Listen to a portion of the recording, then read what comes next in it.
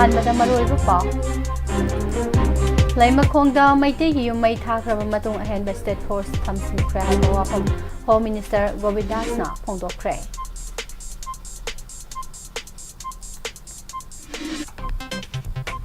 ꯀꯔꯥꯡ PHC contract doctor ꯑꯃ ꯃꯍꯨꯠ ꯁꯤꯟꯕ ꯅꯔꯁꯁꯤꯡꯅ ꯃꯊꯧ ꯇꯧꯔꯝꯂꯦ꯫ ꯅꯧꯅ ꯁꯥꯒꯠꯂꯤꯕ PHC ꯑꯁꯤꯒꯤ ꯕ꯭ꯂꯣꯛ ꯀ꯭ꯋꯥꯂꯤꯇꯤ ꯃꯦꯟꯇꯦꯟ ꯇꯧꯔꯝꯗꯕ ꯊꯦꯡꯅꯔꯦ ꯍꯥꯏꯅ ꯄꯨꯌꯥꯅ ꯐꯣꯡꯗꯣꯛꯈ꯭ꯔꯦ꯫ ꯀꯨꯀꯤꯖꯣ ꯀꯥꯎꯟꯁꯤꯜꯒꯤ ꯖꯣꯏꯟꯠ ꯁꯦꯀ꯭ꯔꯦꯇꯔꯤꯒꯤ ꯌꯨꯝꯗ ꯀꯣꯕ꯭ꯔꯥꯅ ꯆꯪꯁꯤꯟꯗꯨꯅ ꯊꯤꯕ ꯍꯧꯕ ꯆꯠꯊꯈ꯭ꯔꯦ꯫ ꯆꯤꯐ ꯃꯤꯅꯤꯁꯇꯔꯅ ꯆꯦꯌꯔ ꯂꯧꯗꯨꯅ ꯐꯤꯁꯔꯤꯁ ꯗꯤꯄꯥꯔꯠꯃꯦꯟꯠꯀꯤ ꯔꯤꯚꯤꯌꯨ ꯃꯤꯐꯝ ꯄꯥꯡꯊꯣꯛꯈ꯭ꯔꯦ꯫ ꯅꯥꯒꯥꯂꯦꯟꯗ ꯕꯣꯝꯒꯤ ꯂꯥꯟꯗꯥ ꯆꯠꯊꯔꯛꯄꯗ AR 3 ꯁꯤꯔꯦ, ꯀꯌꯥ ꯑꯃ ꯁꯣꯛꯈ꯭ꯔꯦ꯫ ꯃꯅꯤꯄꯨꯔ ꯂꯩꯉꯥꯛꯅ ꯃꯔꯣꯝꯗꯣꯝ ꯂꯦꯞꯆꯗꯕ ꯁꯦꯟꯇꯔꯒꯤ ꯑꯀꯥ ꯌꯦꯡꯗꯨꯅ ꯂꯩꯕꯗꯒꯤ ꯂꯝꯗꯝꯁꯤ ꯂꯩꯈꯥ ꯇꯥꯔꯛꯄꯅꯤ ꯍꯥꯏꯅ ꯂꯧꯔꯦꯝꯕꯝ ꯉꯥꯟꯕꯤꯅ ꯐꯣꯡꯗꯣꯔꯛꯈꯤ꯫ UNCꯒꯤ ꯈꯣꯡꯖꯪ ꯀꯣꯀꯣꯃꯤꯅ ꯁꯧꯒꯠꯂꯒꯅꯤ ꯍꯥꯏꯔꯤ꯫ ꯏꯝꯄ꯭ꯂꯣꯌꯤꯁꯤꯡꯒꯤ ꯈꯣꯡꯖꯪ ꯆꯌꯣꯜ ꯑꯃ ꯐꯥꯔꯛꯂꯕ ꯐꯥꯎꯕ ꯂꯩꯉꯥꯛꯅ ꯇꯥꯁꯤꯟꯅꯗ꯭ꯔꯕꯗꯤ ꯍꯦꯟꯅ ꯀꯟꯕ ꯈꯣꯡꯖꯪ ꯆꯪꯁꯤꯜꯂꯒꯅꯤ ꯍꯥꯏꯔꯤ꯫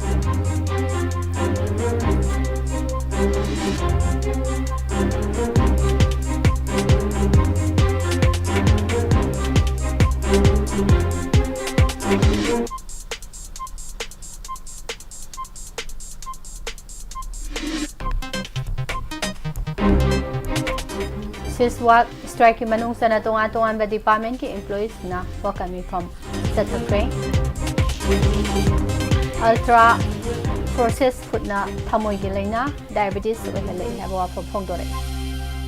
Odisha da loina bina makokta mobile na thombadaki laikana ba kamdana mapuroi ba laikidre. Amadi Bengal ki bar mai sakuda music dare si. Krumzare. WAHONG Radio na pijaba morning newspaper reading meeting dami ba amadi dabi ba singo. Usparani laisum na taram na uksari maroi ba pau sing sandok na pijare. Kanto sabal da kuki singna maitegi yum nauna mai thakiba adugi matung Laimakhongi akoibada state force ahen bathasinduna ngaksenbi thabak kankhat hankhre haina Home Minister Govindas kontho samna phongthokre makhatana naga micham taru tamthina hatkibadu dasenaba mioi khara phakraba matung atopa khara amashu phagalakpa yai haina Minister Govindas na phongthokhe wafum asingarang mantri bukrida leiba News Secretary ta pangthokpa thoram amada Saruk yakiba Home Minister na permission hangba wahangi pakum piraduna Laimakhongi akoibada ahen state force thamjinduna ngaksenwi thabak kankhat hanbagi warep asi haukiba nomaisu numiki ningthilda pangthokiba high level review meeting amada laukiba warep ki matung ina paikhatpani haike Minister Govindas ki matung ina Laimakhong the Central Reserve Police Force amadi State Security Force thajinduna ngaksengi thabak Kankhat Hankre, Matung Tabada Hinsagi Tautok Tolok Patinganaba, State Force Amade Ahenba, Security Force Ama, Matam Amada Hekta, Tazinaba, Sem Saduna Lehenkre. Indian Army Headquarter Amagimanak Muktada, Central Force Mayam Laina Laina, Maite Singium, Cookies in a Maitahan Kibado, Yamna Laiboktiba Tautok Amani, Asigma Taudo Asi, Kangau Dana Tokibani, Mafam Aduda, Security Matiksana Lairagasu, Asoibu khara laikibadagi yumai tharambani matung tarakpada sigumba makhal ki pamdaba thodok thoandana ba security agency singda mikupna hom singna lainara ba khangankhre yumai thabi thodok aduga mari lainana mioi kun phagatki madugi manungda maroina senari ba mioi homdi pharaga mioi tara tareti thadokre atopa yumai thabda yawba sing phanana bagi operation leptana sathari haike Amaromda Lailon Wi-Fi Khulda Nagamicham Taru Hatkibagi Matangda Hangba Wahangi Pakum Piraduna Case Asit Tizinbagi Tabak Kana Sathari Mamangda Singnaba Myo and Fakraba Matung No Manini Asida Jenaba Myo Sing Pagalaba Yai Hairi Tauram Asigi Mangonana Minister Govindas na Tawal Amasung Bishnupur District SP Singda Ambulance Ani Kusina Ki Hairi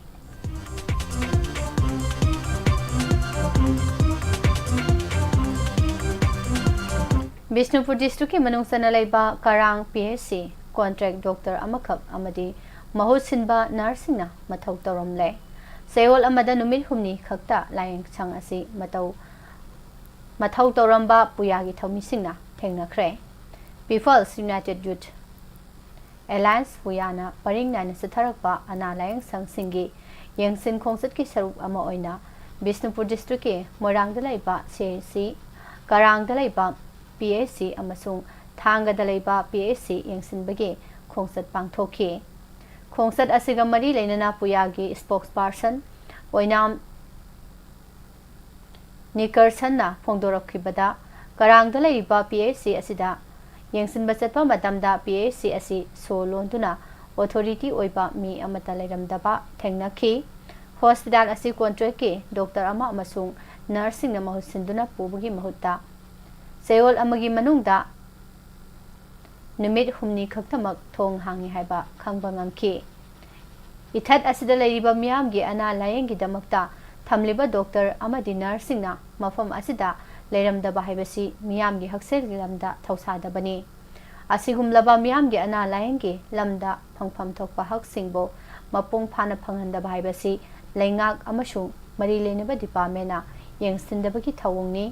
masigi mathakta haiba PAC asigi nauna sagaliba block asisu quality control tawtaba public toilet ama sabane hena phaba maung amada saba thengnarakhi hainasu makha tana phongtokhi.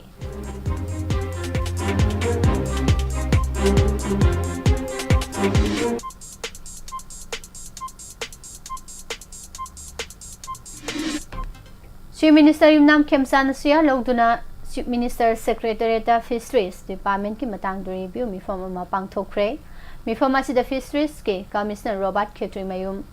Director T Fulen amadi atei makok thongba department ki official kya su saru yakhe mifam asida Fisheries Department paikhatpa inland fisheries management fish production amadi ngami singi damakta department lokhaliba yai pathaurang kayagi matangda khanakhi. Department ki oina staff watpana thabak thorom pangthokpada khudong saba kaya khudong sadaba kaya mayok nei hainasu mifam asida Chief Minister gi pukning singsinki mifam asida Chief Minister gi maikaidagi department lokhatpya ba thabak sing makha tana lokhalakhi gani habigi thajaba phongdokhe. Sericulture ki thabak sing hena pakthok sauthokna amadi mai pangna pangthoknaba ngami singi yaipa thorang kya paikhanaba State Government akanba mijeng thamli hainasu Chief Minister na phongtokhe. Nakalamaromda Chief Minister Secretariat Chief Minister Y Khemsana Yankhai Mapan Suba Mountain Division ki Commander Brigadier Sachin S Mahadipka unakhre unawasida Durant Cup 2023 ki thoramda Chief Minister Saruk Yabinanaba Brigadier Sachin na Chief Minister bo invite tokhe. Chief Minister gi maikejagi su Durant Cup mai pana pangthok pangamnaba wish pk chahi asigoni falga co-host oiraga Durant Cup 2023 khumalampak men stadium da pangthoktuna football masana bo hena yokhanaba honariba singbusu Chief Minister na thagatpa phongdokhe.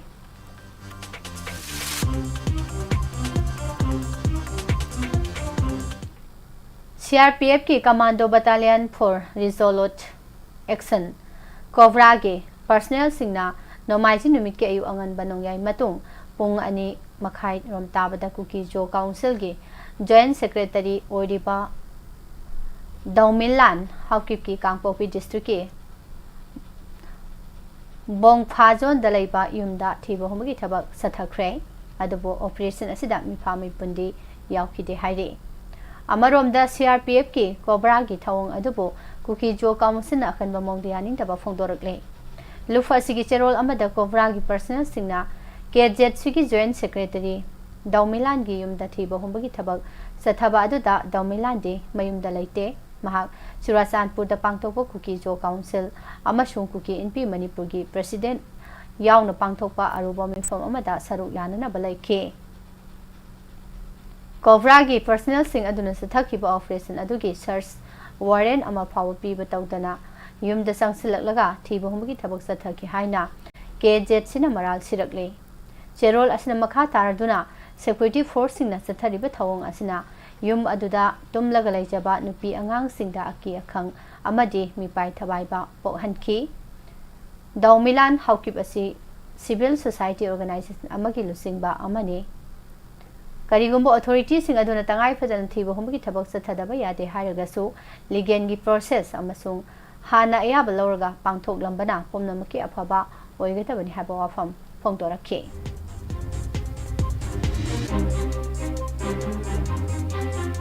Manipurda state lengak ama leiragasu maromdom lepsaba ngamdaba lengak oiba center gi yaka yengduna leibadagi Manipur lekha tarakpani haina apunba Manipur kanba imanup ki president Lauremba nganbina phongdokre wafam asi kwakaithel tidim ground community hall da pangthokiba amkel gi mapok kumon thoramda el nganbina phongdokkibani mahangna makha taraduna lamdam asida lup amakhak leibagi mahut pandam manaba lup kaya ama chatminnabana hena phagani haike Lauremba nganbina makha tana hai ngasi illegal immigrant singna yelhomi singda tamthina landarak laba phawba lengak asina karigumba masak naiba khongthang ama phawba lawbangamdana leiriba asi Manipurna mikhapona leibagini Manipurna India ki phibanungda tinbadagi India lengakna Manipurbu thugaina na bathengkhang kya da hotna duna lakle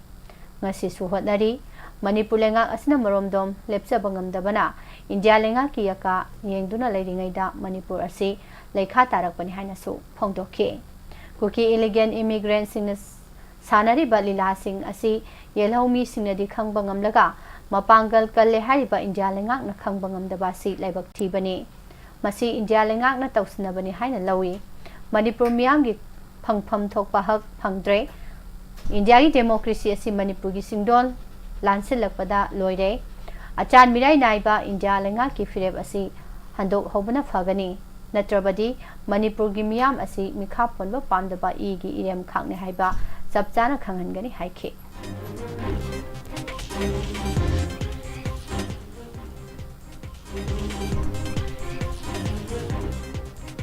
Sumoto writ petition amaga mari lainana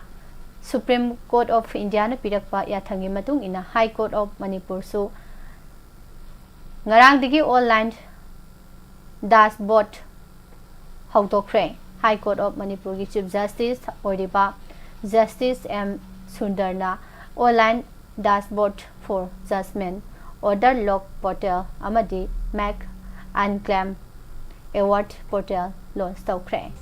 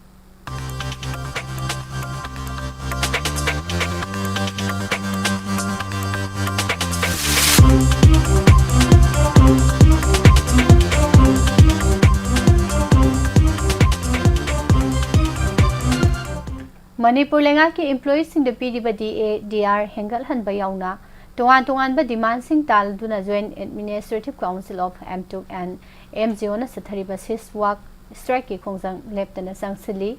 ngarang su JCS ki makhada Bishnupur district headquarter amadi Imphal West ki Lamphel patalai ba minor irrigation department ki employees sing na thabak leptana wakat khongjang sathakhe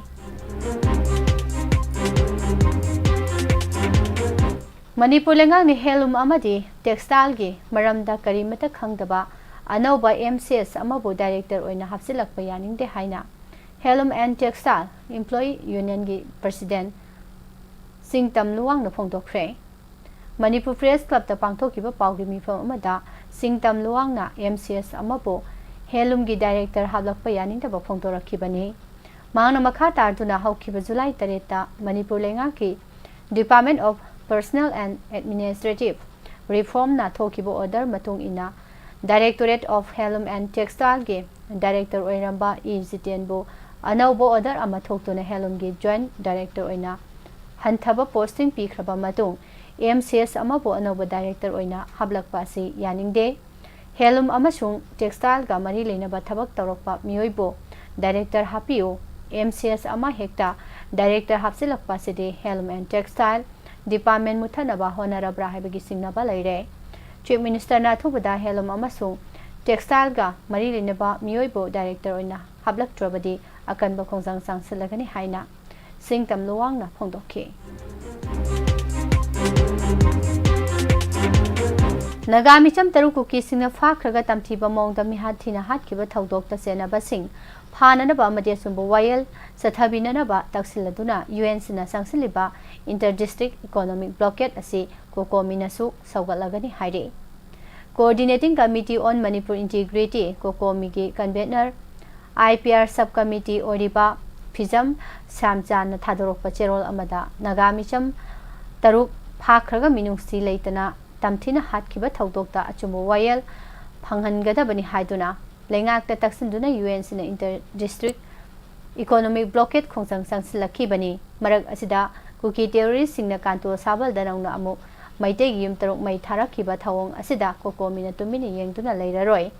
असिगुंबा मिफत्ता लमहेन तुहेनबा सिंग असिगे मथक्ता परा तंबिननबगी दमक्ता UN सिना कुकी सिंगे मथक्ता सथबा इंटर डिस्ट्रिक्ट इकोनॉमिक ब्लॉकेट असिदा ngasiदगी हौना कोकोमिनासु सौगले UN सिगी खोंजंग असि लेबाक मियामनसु मपुंग फाना सौगतपिदुना माइ पाकनबा होनमिनासि हाइरे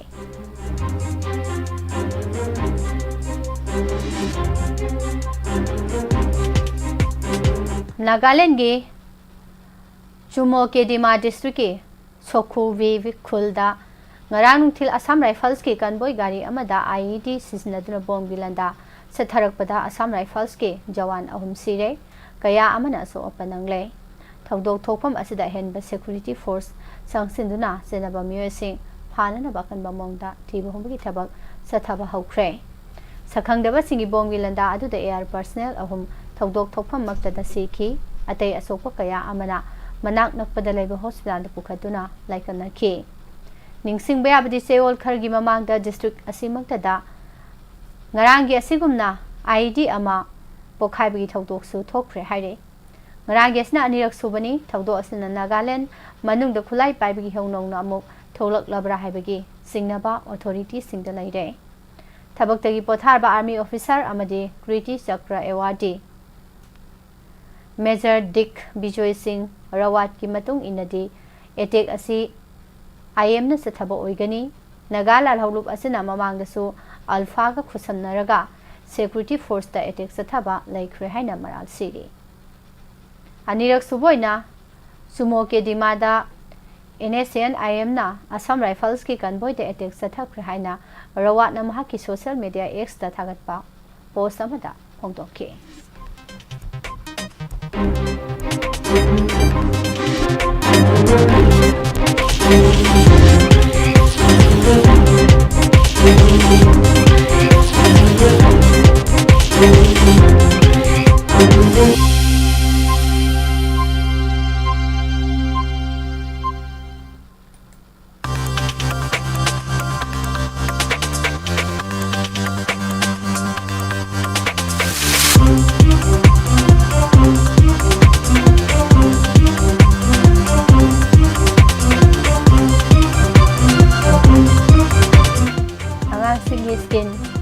प्रोडक्ट की डिमांड हेंगलकपगा लोइनना जॉनसन बेबीना नेक एंड राइस रेंज लॉन्च तौख्रे अनौबा मतंगी स्किन केयर का सानागदबा मोंगदा जॉनसन बेबी के अनौबा प्रोडक्ट असी लॉन्च तौखिबनी हाइरे नौना पुथोरकलिबा प्रोडक्ट असिदा milk protein rice brand protein vitamin E glycerine अमसुंग मल्टीविटामिन कॉम्प्लेक्स यावबा मरमना पोकपदा ngaरिबा angang नौरीबा उनसादा यामना कानाबा फंगनगनी हाइरे जॉनसन बेबी ने पुथोरकलिबा पोलम सिंगी मनुंग द सापोन वाश एंड शैम्प लोशन अमदी फेस एंड बॉडी क्रीम यावरी पोलम खुदिमक क्लिनिकली प्रूवन ओइबगा लोइनना pH बैलेंस अमसुंग hypo Elzernic Oil, Milk and Rice Lotion amasung Face and Body Cream na pung kun mari chupna angang yung sa thotna laheli. Dauna puthorakliba polam asi matangda Johnson Baby gi Group Product Manager Pius Unakat na hai pokpa numitagi hauraga angang singi unsa ningthina lehenna bagi pandamda product asi puthorakpani hai ke.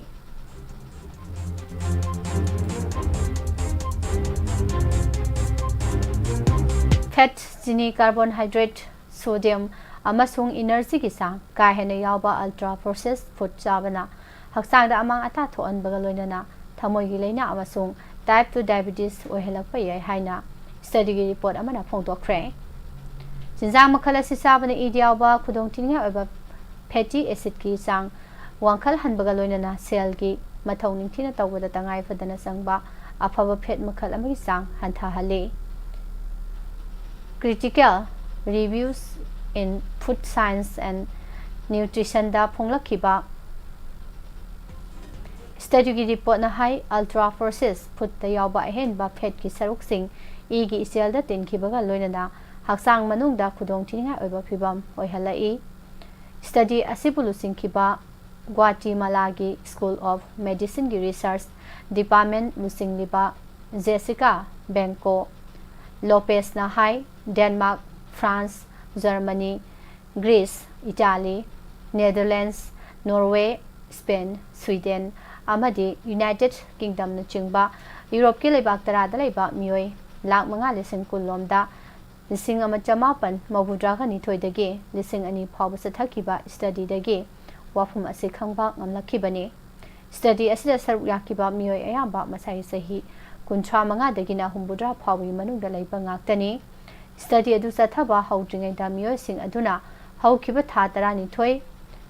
da oikiba chaba thakui maung kupna naina duna yengki.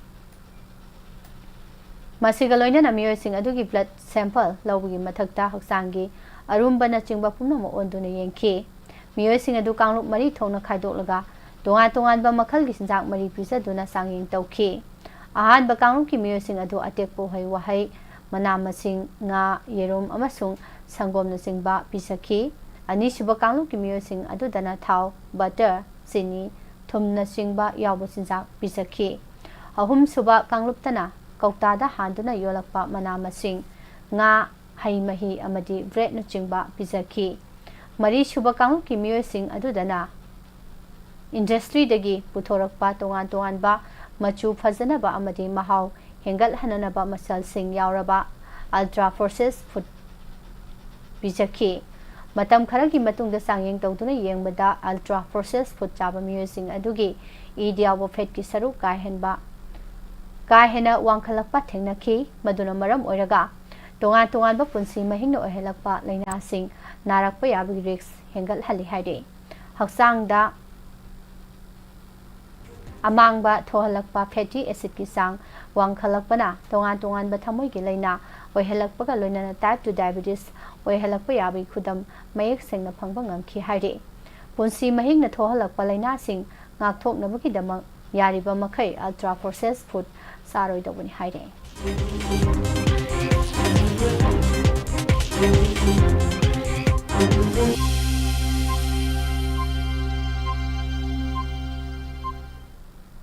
Odisha Golangi district imung manungi wahaudagi matay manaw khanarakpada mapuroiba adu masama ki loina bina makokta mobile phone na thombadagi laikana bagamdana laikidre. Report amagi matung ina asingba wahau amadagi matay manaw ningai sangdanaraktuna khanaraki haide. Akanba wahai wata sisna duna khanarambadagi nupi aduna makuta paiba mobile phone na mapuroibi makokta thombadagi pibam thina soke. Solaba miyo edu khudakta district headquarters hospital da pukhatuna laikana ki doctor na ningthina layeng badagi pibam khara phagalaknaba matungda nupa do hospital dagi discharge tawduna mayumda putharaki haire. Adubu mayum hek yobaga haksangi pibam khangsok soksilakpadagi imung manungi miyo singna amuhana hospital da pukhatki doctor singna yamna kana honarabasu miyo edugi punsi kanba ngamkhide. Tawdo asigi matangda police na investigation chathanabagidama case ama lokhatkre haire. Bangkok ta laiba bar ama Nahan numidang athengbada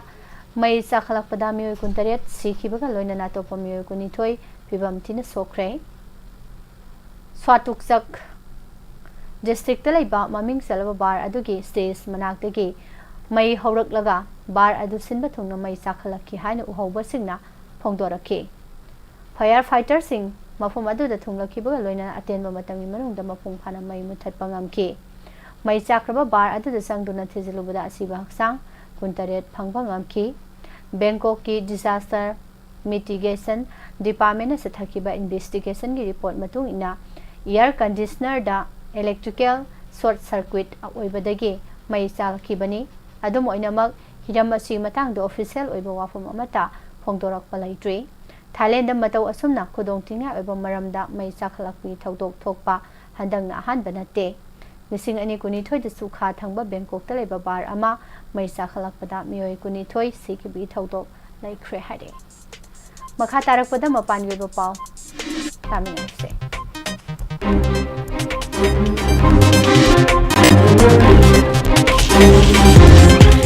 USA amasung Iran gi maike digi phongdok narakpada hokhiba thangsa numita nakal ani dagi attack sathanabagi thodok laikhraba matung Strait of Hormuz adubo Makoi gi makada control tawduna lai haina phongdokna khre matam sangna akan balan mayok na rurba matung ceasefire thamna khrabasu madu violate tawduna Israel na Gaza da sathakiba attack amada sahi mapanda ngari banupi macha ama yauna punamioi taru hat khre loina kaya amana aso open nang khre haina mafam adugi health official singi maikidagi phongdoragi Thailand gi konung Bangkok ta ngarang ayu angan bada mai sakwi thodok amada yamdrabada mioi kuntare sikre amasung atopa mioi humpu humdoi amana aso apan nang khre haina official singi maikedagi phongdoraki Iran sogatpa Yemen da lairiba hauthi rebel singi maikedagi phongdorakpada Yemen gi sana international airport ta Saudi Arabia gi maikedagi air strike sathara khre haina phongdoraki Myanmar da laiba National Unity Government NUG na military gi junta lusingba min ong haing amasung mahaki lenga adubo global drug trafficking amasung cyber scam operations sing da sauna saru yai haina maral sibaga loinana China na junta bu sogatpa lemnana ba taksin khre Bangladesh ki tongan bangfam sing di sing isau amadi landslide ki thodok na sayol asta yamdar da mioi ni phumari si khre haina official singna phongdorakni leiba adugi konung dhaka singna phongthom thomjin khre hare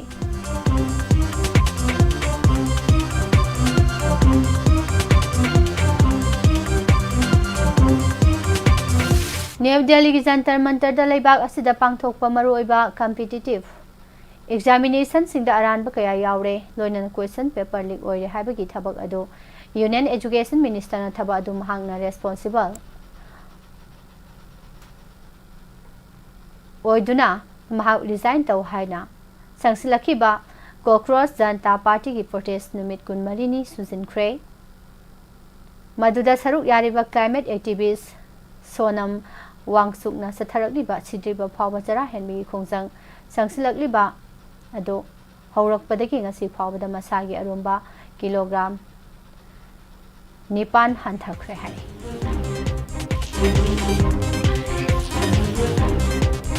Nagaland gi Sukhobida Assam Rifles ki gari da target tarokpa ID pokhaibu thodo amada Assam Rifles ki personnel sikhibuga loinana kaya amana aso apan nangle hade United Nations ki special rapporteur ahumna India lengakti election commission ki maikidigi pangthokpa electoral roll ki special intensive revision SIR gi thabak thorom singda singnaba kaya leibadagi ai boina cherol bisinkhre Tamil Nadu gi Sibaganga police na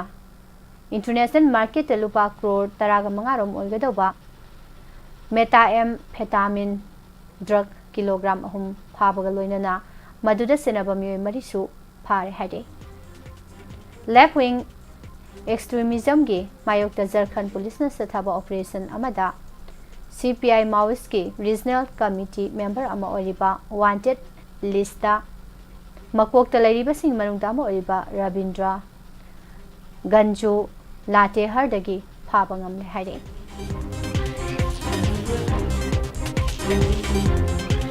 Ladakh administration ki maikadagi Union Territory asida anauba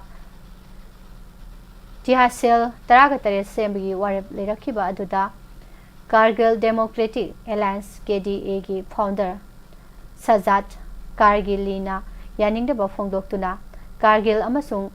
Dras ani ki marakta hantana yengwi thawongi haina lengak adubu maral sikre Makadar pada sanadi papisare All Manipur Taekwondo Association AMTA na Sindhuna Kumalampa Sports Complex Talaiba Indoor Stadium da Sathariba Tarama Panchuba Governors Taekwondo Cup Manipur Lising Ani Kuntaruki Humni Chanba numita pangthokiba Sub Junior Boys Under 16 kg gida UTA Ithan Khetui Mayum na goal laukre category asimakida PTA gi Maibam Heritage na Silver BTA gi Elangbam Eric Ras amadi PTA gi Nandaibam Tomthin Nganbana bronze medal laukre Manipur hockey ki media makhada CEO Singmai Wama Khetui Laikana Sinduna CEO gi store drop the Sathariba ani Shuba State 11 let TS Iboyai Masing Memorial Hockey Tournament Lisingani Kuntaruki ngarang sanakiba boys ki mesing da PDCB Sarangpan amadi DWC Tapungkhok Mai Pakre Under 16 girls ki sanakiba mestana Siona EYDC po Maitiba Pikre Jakarta da hojik Satharibi Asian Under 19 amadi Under 23 Boxing Championship da India boxer singna final sangkiba yaun hojik phawda medal kya phangba ngamkre India Women's Tour of England Lising Ani Kuntaruki London Gate Lords da Satharakiba Han Test Minister India na England bo run Sani Humbuda da Maitiba Pikre Player of the Match na Kranti Guide na Take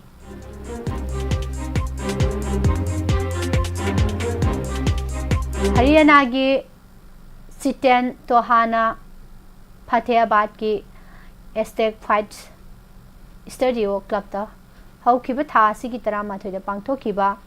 Virat Sports Promotion haiba invent asida North East ki oina pro boxer Taret Saruk Yabada AT gi maroiba member amasu oriba top makha laikai dagi Ten Subam Lamyan ba maite amadi Moidang Pok Awang laikai dagi boxer Yangkhom Vikas na gold medal lobang amkre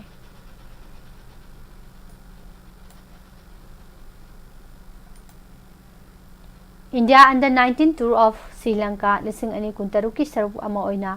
ngarang digi Gele International Stadium da ahanba test match sanaba hokre ahanba numit ki sanaba loiba phawda Sri Lanka na run chahum nifuga mari laukre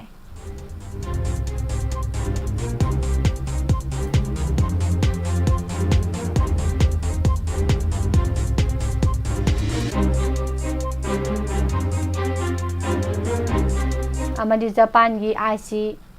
Nagoya da saliba sahi asigi September 18 ke October mari phawba pangthokadoriba Kunsube Asian Games Lising Ani Kuntaruk da yawgadoriba India ki Women's Hockey team da saruk yagadoriba Manipur da gi haukiba sanaroi Susila Sanu Pukhrambam amadi Bichu Devi Kharibam yawrakpada Polisar Hockey Academy Manipur PHAM gi Secretary and Rameswar Maitena Thadorokpa Cherol amana Arau Nungaiba Phongdorakle Loinana District Youth Affairs and Sports Office Bishnupur na Sinduna Chaliba sahi asigi June 3 tagi 9 phawba district asigi oiba 35 suba Super Tour Cup International Football Tournament hauragani haina district asigi DYASO odiba L Megavarna Thadorokpa Cherol amana hairakli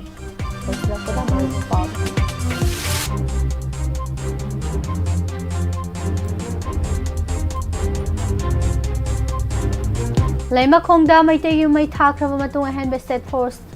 ꯊꯝꯖꯤꯟꯈ꯭ꯔꯦ ꯍꯥꯏꯅ home minister ꯒꯣꯕꯤꯟꯗꯥꯁꯅ ꯐꯣꯡꯗꯣꯛꯈ꯭ꯔꯦ꯫ ꯀꯔꯥꯡ PHC contract doctor ꯑꯃ ꯃꯍꯨꯠ ꯁꯤꯟꯕ ꯅꯔꯁꯁꯤꯡꯅ ꯃꯊꯧ ꯇꯧꯔꯝꯂꯦ꯫ ꯅꯧꯅ ꯁꯥꯒꯠꯂꯤꯕ PHC ꯑꯁꯤꯒꯤ block quality maintain ꯇꯧꯔꯝꯗꯕ ꯊꯦꯡꯅꯔꯦ ꯍꯥꯏꯅ ꯄꯨꯌꯥꯅ ꯐꯣꯡꯗꯣꯛꯈ꯭ꯔꯦ꯫ ꯀꯨꯀꯤꯖꯣ ꯀꯥꯎꯟꯁꯤꯜꯒꯤ ꯖꯣꯏꯟꯠ ꯁꯦꯀ꯭ꯔꯦꯇꯔꯤꯒꯤ ꯌꯨꯝꯗ ꯀꯣꯕ꯭ꯔꯥꯅ ꯆꯪꯁꯤꯟꯗꯨꯅ ꯊꯤꯕ ꯍꯨꯝꯕ ꯆꯠꯊꯈ꯭ꯔꯦ꯫ ꯅꯥꯒꯥꯂꯦꯟꯗ ꯕꯣꯝꯒꯤ ꯂꯥꯟꯗꯥ ꯆꯠꯊꯔꯛꯄꯗ ꯑꯦꯌꯔ 3 ꯁꯤꯔꯦ, ꯀꯌꯥ ꯑꯃꯅ ꯁꯣꯛꯏ꯫ ꯃꯅꯤꯄꯨꯔ ꯂꯩꯉꯥꯛꯅ ꯃꯔꯣꯝꯗꯣꯝ ꯂꯦꯞꯆꯗꯕ ꯁꯦꯟꯇꯔꯒꯤ ꯌꯥꯀꯥ ꯌꯦꯡꯗꯨꯅ ꯂꯩꯕꯗꯒꯤ ꯂꯝꯗꯝꯁꯤ ꯂꯩꯈꯥ ꯇꯥꯔꯛꯄꯅꯤ ꯍꯥꯏꯅ ꯂꯧꯔꯦꯝꯕꯝ ꯉꯥꯟꯕꯤꯅ ꯐꯣꯡꯗꯣꯛꯈ꯭ꯔꯦ꯫ UNCꯒꯤ ꯈꯣꯡꯖꯪ ꯀꯣꯀꯣꯃꯤꯅ ꯁꯧꯒꯠꯂꯒꯅꯤ ꯍꯥꯏꯔꯤ꯫ ꯏꯝꯄ꯭ꯂꯣꯌꯤꯁꯤꯡꯒꯤ ꯈꯣꯡꯖꯪ ꯆꯦꯔꯣꯜ ꯑꯃ ꯐꯥꯔꯛꯂꯕ ꯐꯥꯎꯕ ꯂꯩꯉꯥꯛꯅ ꯇꯥꯁꯤꯟꯅꯗ꯭ꯔꯕꯗꯤ ꯍꯦꯟꯅ ꯀꯟꯕ ꯈꯣꯡꯖꯪ ꯆꯪꯁꯤꯜꯂꯒꯅꯤ ꯍꯥꯏꯈ꯭ꯔꯦ꯫ ꯍꯦꯟꯂꯨꯝ ꯑꯃꯗꯤ ꯇꯦꯛꯁꯇꯥꯏꯜ ꯁꯨꯛꯈꯪ ꯈꯪꯗꯕ MCS ꯑꯃꯕꯨ ꯗꯥꯏꯔꯦꯛꯇꯔ ꯍꯥꯞꯂꯛꯄ ꯌꯥꯅꯤꯡꯗꯦ ꯍꯥꯏꯕ ꯋꯥꯐꯝ ꯐꯣꯡꯗꯣꯔꯛꯂꯤ꯫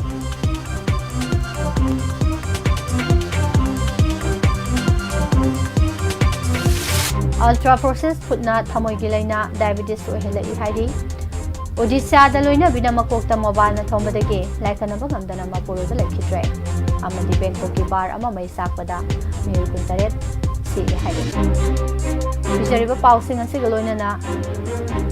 नुंतिगी फोंगलिबा पाउसे सिंदेग लौथोक्तबा मरुइबा पाउसिंग मियामदा पिसबा मतांग सिंजरि मखा तारकपदा मतम मतम वाफम अमदि राशि फल तामिनसि।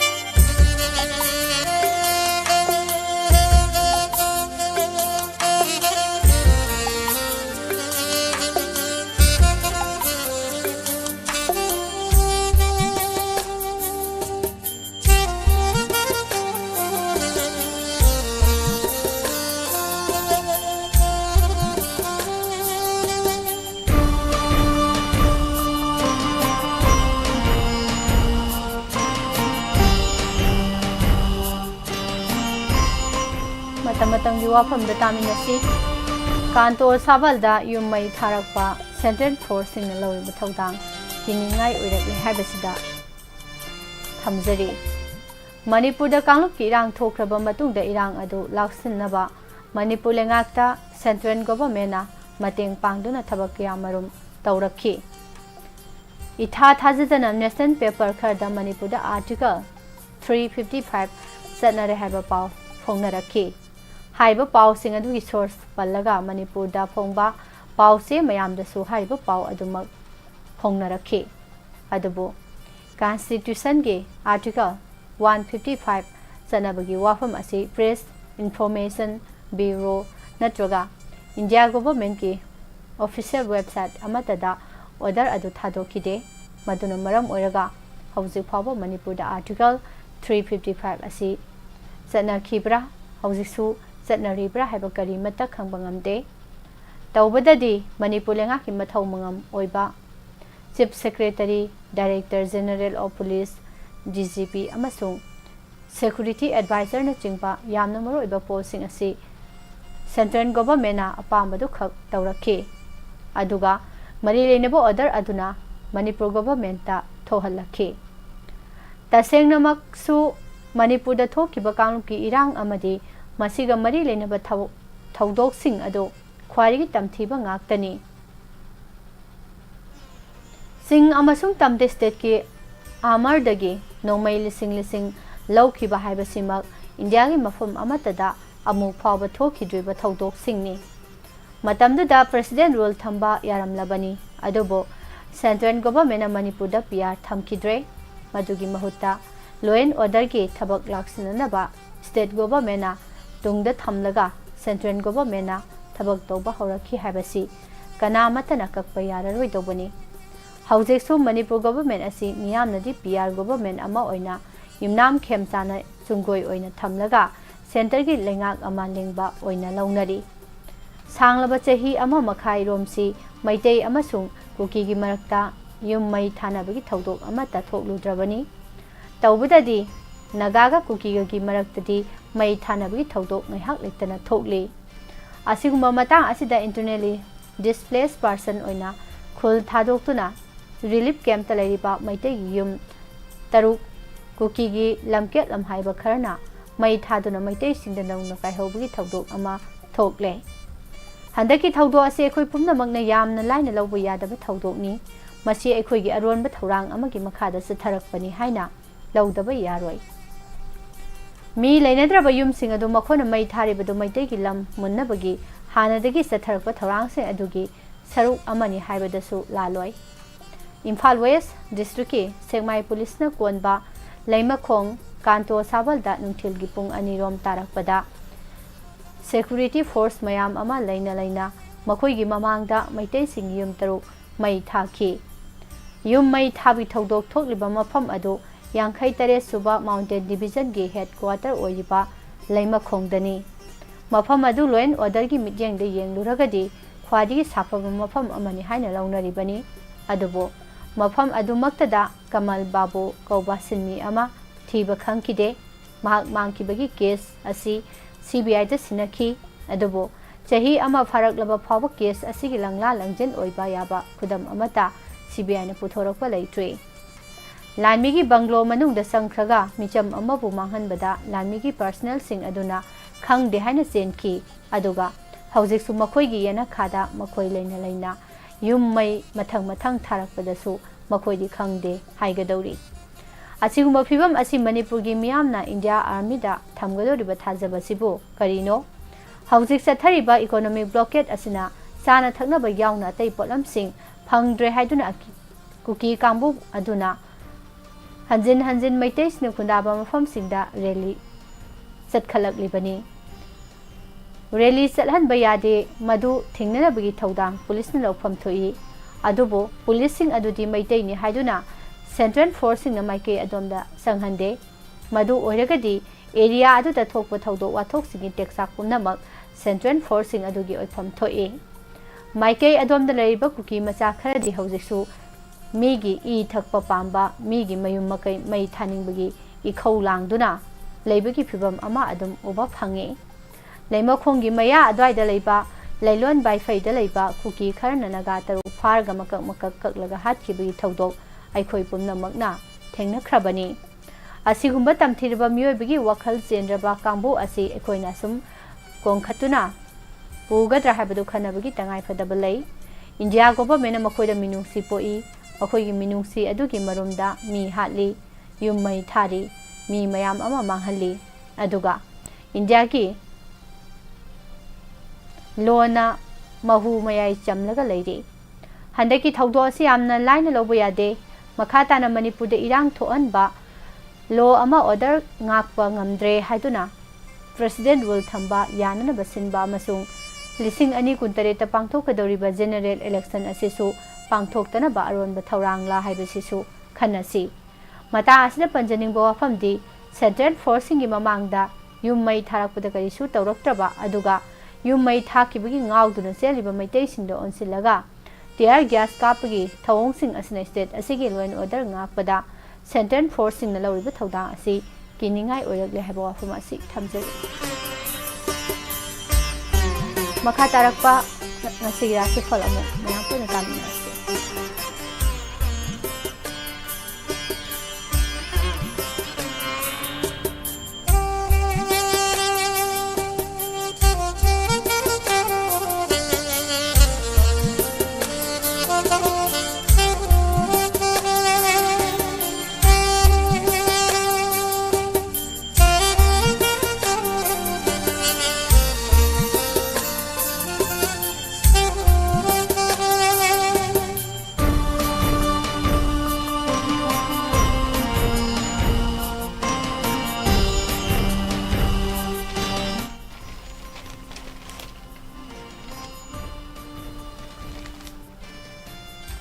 ngasi asi ingagi thasi numit 2023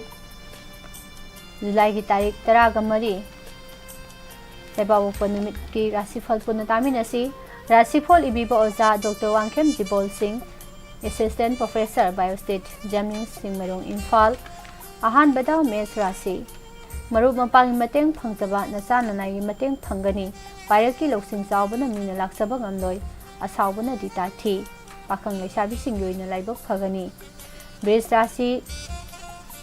Khoirang Khoisauba Imong Manung dasu ingdaba Hoya Parurabasu Naralda Tainaba Numitni Nathak Thomgi Wadamak Inbana Sapagani. Pakang Leshabi Singyoy Wakal Sauto Methun rasi Loksing Sawi Loksing na Pambay Oibana Thoina Kana Zagani Lamset Kambami Loinarabadi Tawhoidaba Tawgani Miwa Thazaganu, Pakang Leshabi Singyoyna Achumbana Mangoino Karkat Rasi, Sarang Narabati Oizaba Mangani, Ngak Kalagana, Kainaba, Sading Hengani, Miam Galoina Bahirabadi, Nungaiba, Lan Changba Pigani, Pakang Leshabi Singyoyna Minsabatungani, Singharasi, Haksang Nungaiba, Miam Nasandiba, Naral Komjinba, Ngamba, Tabak Thong, Kanganba, Yam Nalaibo Pabanumitni, Tantaganu, Pakang Leshabi Singyoyna Minsabatungani, Kainarasi, Michang Wataba, Haksang Nungaiba Henba, Loksing Sauba Madi Apaba Maru Pangzaba Numitni, Ana Ayek Yeknabanadi Tatiri, Pakang Leshabi Singyoyna Laibo Pagani, Tularasi, Aruba Tabakta, Naitom Thau Pangbadi, Angauba Tagani, Miniyaba, Lonchet Jatlaba Natraga, Makoiga Loinarabadi, Mai Paksagani, Pakang Leshabi Singyoyna Nuksibana Sanbigani. Bresip rasi miyam punba ngamdrabasu imung manungdi loinaba phagani taret ki senja marang kaigani kudaki oina naitom waripti loganu Pakang Leshabi Singyoyna nungsibana sale Danu rasi wakhal thokpa nasa nanai chokhatpa thauna phudokpa matang sagadaba numitni apha apun nangba yabadagidi khara section ba phagani Pakang Leshabi Singyoyna di ningbana ama oi Makar rasi mahut chawbana nasak naralda mitabalai aron athup seksilu laibak phaba athoiba loksing tansinba ngamgadaba numitni Pakang Leshabi Singyoyna ningba thungjagani kumbarasi sakhangdaba loinaba miwada chalaba pukningda akiba phaurakani isagi oijabata khalabadi misang hantharani nolukba tamu Pakang Leshabi Singyoyna pukchal chawthou aroibada minarasi nasak naral Saukhatnaba akiba thadou ꯌꯦꯛꯅꯕꯅꯗꯤ ꯃꯔꯨꯞ ꯀꯥꯏꯅꯅꯕ ꯁꯤꯜꯂꯛꯀꯅꯤ ꯃꯤꯋꯥ ꯂꯧꯒꯅꯨ ꯅꯥꯏꯇꯣꯝ ꯋꯥ ꯇꯨꯞꯊꯣꯛꯀꯅꯨ ꯄꯥꯈꯪ ꯂꯩꯁꯥꯕꯤꯁꯤꯡ ꯑꯣꯏꯅ ꯃꯇꯝ ꯈꯔ ꯂꯧ ꯃꯁꯤꯅꯤ ꯉꯁꯤꯒꯤ ꯔꯥꯁꯤꯐꯜ ꯅꯨꯡꯇꯤꯒꯤ ꯐꯣꯡꯂꯤꯕ ꯄꯥꯎꯆꯦꯁꯤꯡꯗꯒꯤ ꯃꯔꯨꯑꯣꯏꯕ ꯄꯥꯎꯁꯤꯡ ꯃꯇꯝ ꯃꯇꯝꯒꯤ ꯋꯥꯐꯝ ꯃꯌꯥꯝ ꯄꯨꯟ ꯇꯥꯃꯤꯟꯅꯈ꯭ꯔꯦ ꯄꯨꯝꯅꯃꯛꯄꯨ ꯄꯨꯁꯄꯔꯥꯅꯤ ꯂꯥꯏꯁꯣꯟ ꯅꯝꯈ꯭ꯔꯅ ꯈꯨꯔꯨꯝꯖꯔꯤ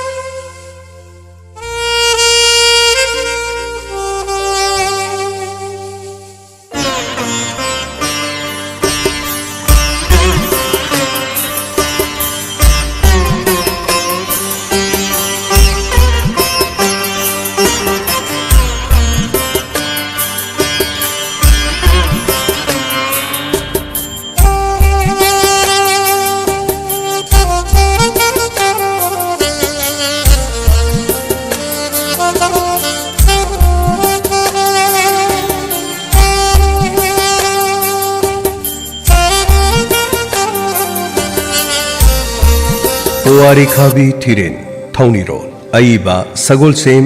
राजू मोहन वांजिंग कैथेल पुथोक्चरे निपाल सुब खुनम लोइनना हेना मपुंग फाना नबगिदमक हापचिनजरे थेबरोन मापन हुनीना रोड थौनीरोल ताइबंगसा सिंह मियोइबना हेक पोलुकपदगी पुंसी नुंसांग जनबा नादे येक्तननबा लांगफंग खुदिमक तंगाथोकननबगी पांबाई खुदिमक यावरबा लाइरिकनी पुवारी खाबी थिरेन थौनीरोल हाना लाइरिक सिंगसी पाइबिरब सिंगना अनौबा हापसिलकप सिंग असिसु पाबियु नैनबियु लाइरिक फंगफम Rajesh book store governor road मनिंग royal book store governor road मनिंग Suresh book store governor road मनिंग सनाहनबी बुक स्टोर पोलो ग्राउंड मनिंग कॉर्नर सगोल सेम इबुंगो वांजिंग कैथेल नावरे ब्रोजेंद्रो वांजिंग वांखै सोंगथाम Birababu YK college opposite lyric पांबिबु सिंगना अकोपा Marol खंबिनिंगलबदी 7052020777 लोइनना 8787764632 हारिबा number सिंग असिदगी अकोपा मरोल खंबिबा यागनी मतम कुइना नुंगसंग हाइबदी पाइल्स लाइना असिनादुन खुदोंग चादब कया मायोकनदुन लेरक्लबा अमदी अतोपा लायें कया चथब मतमदा फबंगमद्रबा नत्रगा लाइना असि येंथोकपगी खुदोंग चादब मायोकनदुन लेरबसिंगना मदुगिदमतो वाबिरुरगन सही तरागी मथक्ता